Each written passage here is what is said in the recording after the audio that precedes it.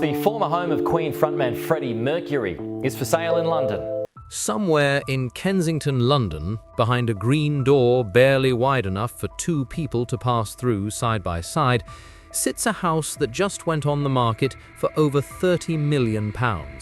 No giant billboard, no flashy listing photos, just a Georgian-style mansion built in 1907, tucked behind tall brick walls, with a Japanese garden, a piano room, a bar, and a secret the world spent decades trying to unlock. The man who lived there paid £500,000 for it in 1980. He never sold it. He died inside it. And for 30 years after his death, the woman he loved most on earth kept every object exactly where he'd left it, as if he might push that green door open at any moment, sit down at his piano, and start playing again. His name was Freddie Mercury, and this is not a real estate story. This is the story of what one of the greatest performers who ever lived chose to hide, and why that green door became the most heavily guarded address in rock and roll history. Before any of that, you have to understand how a boy named Farrokh Bulsara became someone who needed a fortress in the first place. He was born on September 5, 1946, in Stone Town, Zanzibar, to Parsi parents who had roots in Gujarat, India, and a faith, Zoroastrianism, they carried with them like a second skin across continents. His father, Bomi, worked as a cashier for the British Colonial Office. Life was structured and quiet. Nothing about it pointed towards stadiums. But Farrokh was already different. He was born with 4 extra incisors along his upper jaw, a biological quirk he refused to correct because he believed, rightly, that it was responsible for the extraordinary range of his voice. He was already treating his own body as an instrument before he ever touched a piano. At 7, he began formal piano lessons. At 8, he was shipped off to St. Peter's boarding school near Bombay, which gave him something priceless, an audience. He formed his first band at 12, a school group called the Hectics, hammering out covers of Elvis Presley and Little Richard with a confidence that other 12-year-olds simply didn't possess. Teachers remembered him as someone who could hear a song on the radio once and reproduce it perfectly on the piano minutes later. It wasn't just talent, it was the kind of effortless recall that separates musicians from artists. When the Zanzibar Revolution erupted in 1964, a violent uprising that left thousands dead, the Bulsaras had no choice but to flee. They landed in England, in the grey sprawl of Feltham, Middlesex. Farrokh was 17. He studied graphic design at Ealing Art College, graduated in 1969, and spent the next few years selling second-hand Edwardian clothes at Kensington Market, alongside a young drummer named Roger Taylor. Taylor remembered him simply as his crazy mate who always knew where the fun was. Others from those years described him differently: shy, quiet, someone who absorbed everything but gave very little away. That paradox never left him. It defined him. By 1970, the shy boy with the second-hand stall had become the frontman of a band called Queen, alongside Taylor and guitarist Brian May. He pushed them to rename the group Queen, bold, regal, deliberately provocative, then went further by redesigning their entire identity. He legally dropped Bulsara and became Mercury. Then he sketched the Queen crest by hand, lions for Deacon and Taylor, a crab for May, 2 fairies for himself, all rising beneath a crown and a phoenix with wings spread wide. He hadn't released a single record yet and was already building mythology. That told you everything about how his mind worked. The music that followed rewrote what rock was allowed to be. Bohemian Rhapsody was a 6-minute operatic fever dream that radio programmers swore would never work and then couldn't stop playing. Somebody to Love pulled gospel harmonies into an arena rock framework. Don't Stop Me Now sounded like a man celebrating his own velocity at the edge of something dangerous. He once admitted he could barely read traditional music notation. It didn't matter. He composed on instinct, sitting at the piano and letting ideas arrive. What made him extraordinary wasn't just the voice, a natural baritone pushed into soaring tenor ranges, it was the restlessness. He hated repeating himself. Every record sounded like a different version of the same man, and somehow that version was always compelling. The records were almost secondary to what he did live. Freddie Mercury performing in front of a crowd was something witnesses struggled to explain to people who weren't there. David Bowie once said that Freddie didn't just join the tradition of theatrical rock performance, he took it somewhere no one else had thought to go. The peak of that was July 13, 1985, Live Aid at Wembley Stadium. 20 minutes, 72,000 people. He wore jeans and a white tank top. No elaborate costume, no pyrotechnics, just a man and a microphone working a crowd of 72,000 as if they were sitting in his living room. That sustained a cappella note he held mid-set stopped the crowd cold before igniting them completely. Decades later, musicians and critics who were there still describe it as the single greatest live performance in rock history. His final show with Queen came at Knebworth Park in August 1986. Nearly 200,000 people watched him close the night draped in a royal robe, holding a crown aloft with a grin that read somewhere between triumph and farewell. A week before that show, he had quietly told Brian May that he probably wouldn't be doing this much longer. Nobody pressed him on what that meant. They were afraid of the answer. The woman he loved first was Mary Austin, whom he met in 1969 while she worked at the Bieber boutique. She was 19, grounded, practical. He was 24 and broke, selling vintage clothes one stall over from Roger Taylor. They moved in together quickly. Mary paid most of the bills, while Freddie chased a future that hadn't materialized yet. He eventually proposed. She accepted before she'd fully understood what was happening.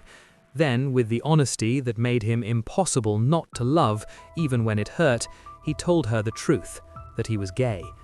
Their romance ended, but something else began.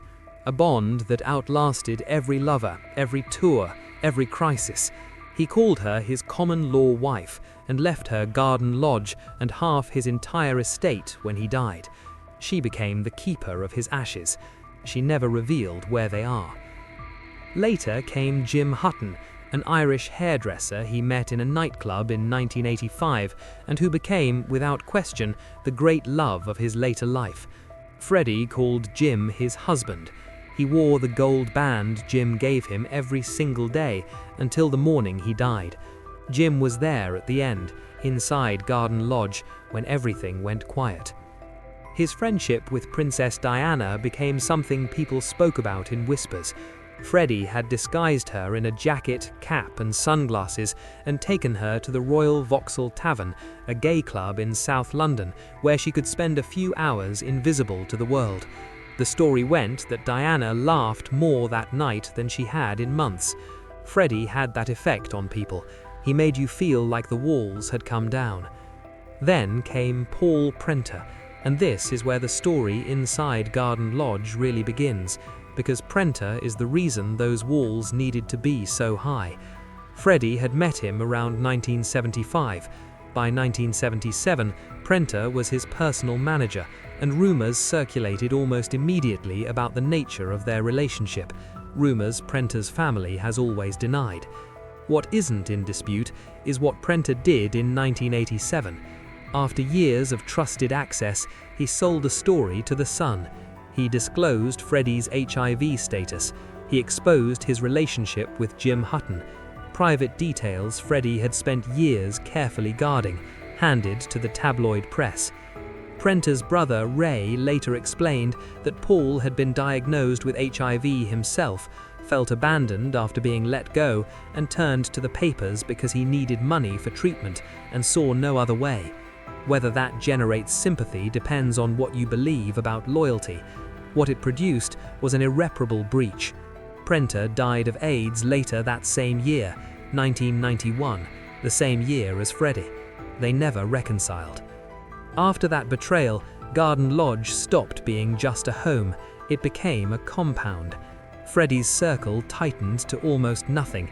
Only Jim Hutton, Mary Austin, and personal assistant Peter Freestone moved freely through those rooms.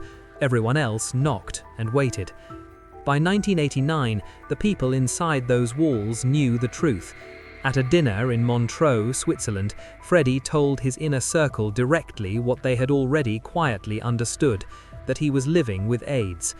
Brian May later recalled how they had all processed it in near silence. They had known something was wrong for years. Freddie had said he couldn't tour and hadn't offered anything beyond that, and none of them had pushed. May described it as an unspoken agreement.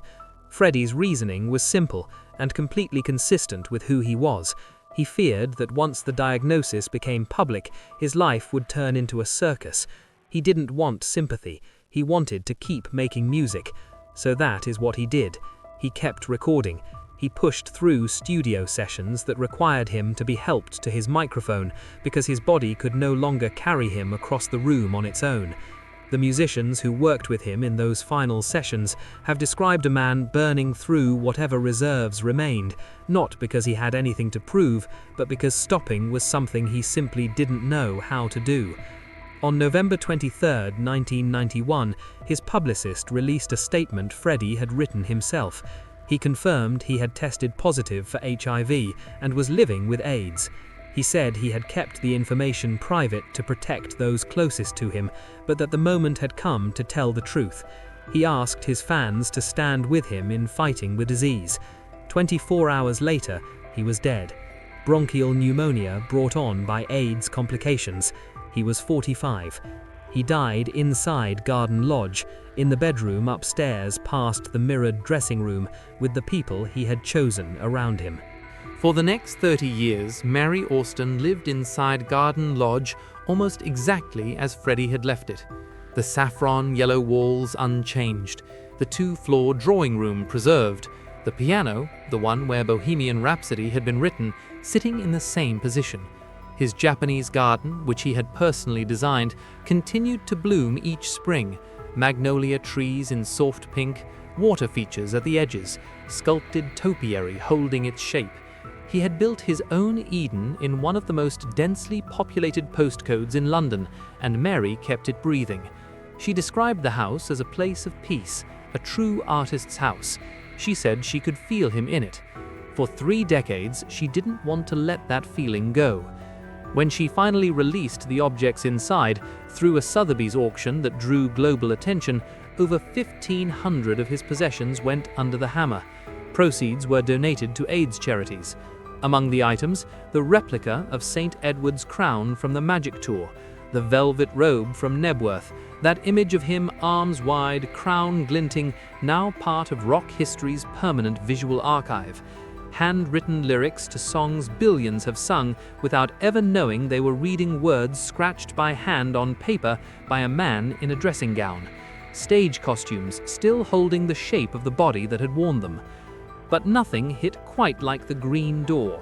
Freddie's front door had become, in the years after his death, something between a monument and a message board.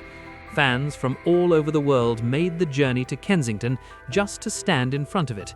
They left notes, love letters, thank yous, confessions, drawings, names of people who had died of AIDS, names of people who found courage in his music when they had none of their own. The door collected these offerings across decades until the paint underneath was barely visible. When it went to auction, it sold for £412,750, almost exactly the price Freddie Mercury had paid for the entire house in 1980. And now the house is for sale.